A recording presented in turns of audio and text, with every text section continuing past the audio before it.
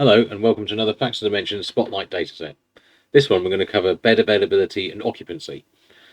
This is the data that comes from this website, and it's overnight beds and day-only beds, availability and occupancy. You can see here there's another data set here called Urgent and Emergency Care Daily Situation Reports. As I speak now, January 23, we haven't put that in the database.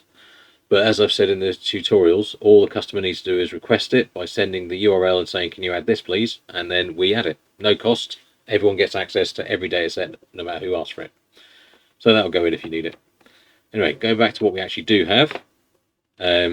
We've got data going back to March 2001, every quarter, 1.96 million rows of data. I'll just delve into them a little bit. Provided by sector, available day-only beds.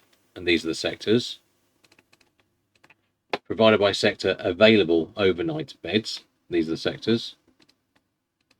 Provided by sector, occupied day-only beds. Those are the sectors. Provided by sector, occupied overnight beds. And provided by specialty, occupied day-only beds.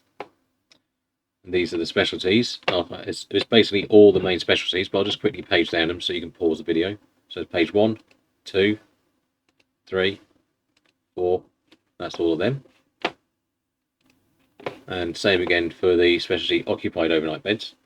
There's also the by ward, although that data stopped being updated a year or so ago, but still it has some useful data in there.